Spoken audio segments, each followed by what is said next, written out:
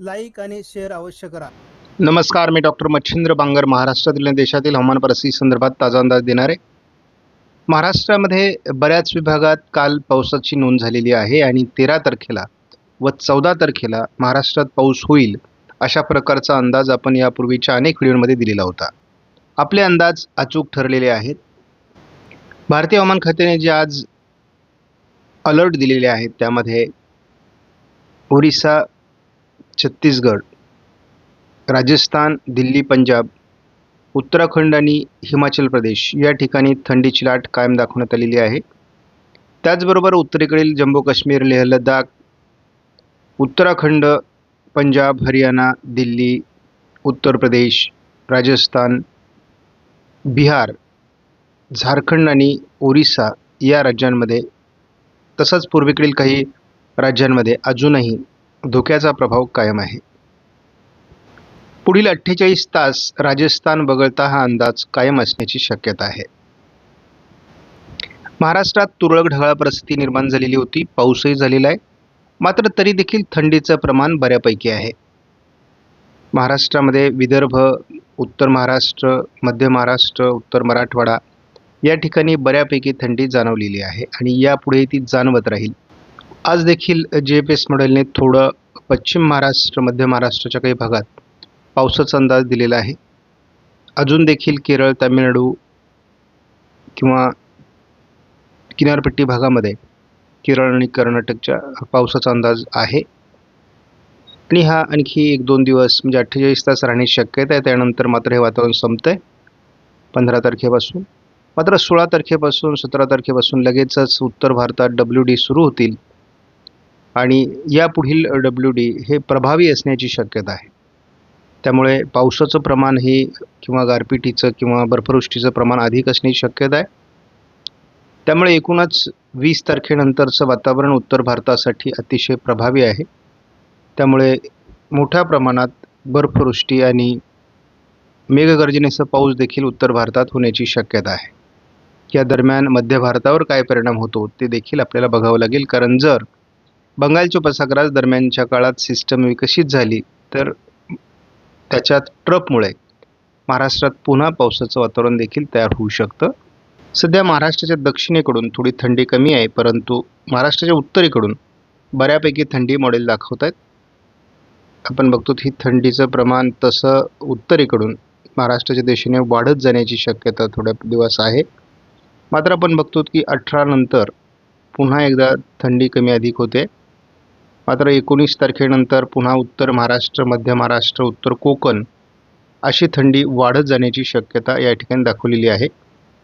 बाकी विदर्भ, मराठवाड्यात थंडीचं प्रमाण थोडंसं कमी होऊ शकतं, परंतु एकूणच प्रभावी WD उत्तर भारतात येत असल्यामुळे यदा कदाचित बर्फवृष्टी अधिक झाल्यामुळे थंडीचं प्रमाण देखील वाढू शकतं.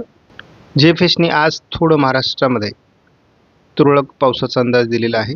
एकत्रित स्वरूपात धावता अंदाज आपण SMWF मॉडेलचा बघत असतो. अजून देखील आज उद्या थोडं वातावरण महाराष्ट्रामध्ये ढगाळ राहील आणि नंतर ते कमी होईल. परंतु वातावरणामध्ये मुख्यत्वे 19 तारखेनंतर मोठा बदल होण्याची शक्यता आहे. हा बदलच 22 तारखेपासून स्पष्ट जाणवतोय.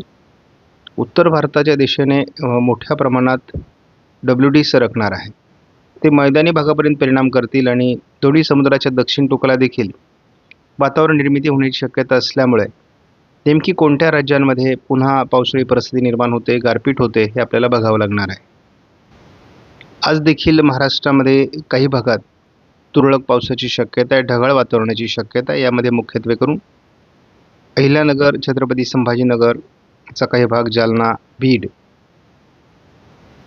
लातूर, धाराशिव, सोलापूर, पुणे आणि साताऱ्याच्या काही भागात हे वातावरण असण्याची शक्यता आहे. 15 तारखेला मात्र हे वातावरण संपणार आहे.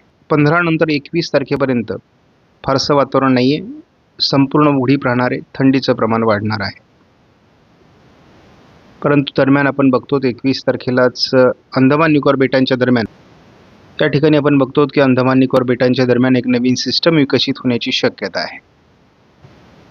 22 तारखेला एक नव्याने WD देखील या भागातून आपल्याला सक्रिय होताना दिसतोय.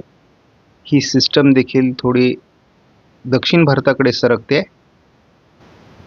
24 तारखेला आपण बघतो तामिळनाडू, केरळ, दक्षिण कर्नाटक, रायलसीमा, गुजरात, राजस्थान, दिल्ली, पंजाब, हरियाणा या राज्यांमध्ये पावसाचं वातावरण होतं आहे आणि कोकण किनारपट्टीला लागून हे संपूर्ण सिस्टम असल्यामुळे पुन्हा एकदा मुंबईसह उत्तर कोकणामध्ये पावसाची शक्यता वाढणार आहे. 25 तारखेला आपण बघतो हे वातावरण उत्तर महाराष्ट्र, नाशिकसह उत्तर कोकण या विभागात परिणाम करणार आहे. या वातावरणात किती 25 तारखेपर्यंत बदल होतो हे आपण बघत राहणार आहोत, परंतु पहिला WDचा प्रभाव हा महाराष्ट्रावर परिणाम करण्याची शक्यता आहे आणि दोन्हीकडे म्हणजेच दक्षिण भारतामध्ये आणि उत्तर भारतामध्ये एकाच वेळेस जेव्हा पावसाची सिस्टम असते तेव्हा महाराष्ट्रात गारपीट होण्याची शक्यता असते. तसं हे महाराष्ट्रासाठीचं किरकोळ वातावरण आहे, त्यामुळे फार घाबरून जाण्यासारखी परिस्थिती नाही आहे. 27 तारखेला थोडी किरकोळ परिस्थिती विदर्भामध्ये आहे. म्हणजे 25, 26, 27 वातावरण आत्ता दाखवलं जातं आहे. यदा कदाचित त्या तारखेपर्यंत पोहोचेपर्यंत यात खूप बदल झालेला देखील असू शकतो. त्यामुळे आपण यापूर्वीही सांगितलं जानेवारी तसा फार पावसाळी नाही आहे, परंतु तरी देखील आपल्याला 13, 14 तारखेला आपण महाराष्ट्रात पावसाचा अंदाज दिलेला होता आणि आपल्याला आज देखील थोडी ढगाळ परिस्थिती, किरकोळ पावसाच्या घटना महाराष्ट्रामध्ये घडताना दिसतील. जरी आपण बघितलं तरी महाराष्ट्रामध्ये काही विभागात ढगाळ परिस्थिती आहे. या ढगाळ परिस्थितीत आज कुठे परिणाम होऊ शकतो ते आपण बघतो. आज आपण बघतो की भोकरदन, चिखली, जालना, छत्रपती संभाजीनगर या परिसरात अगदी वैजापूरपर्यंत थोडा इफेक्ट ढगाळ परिस्थितीचा आहे.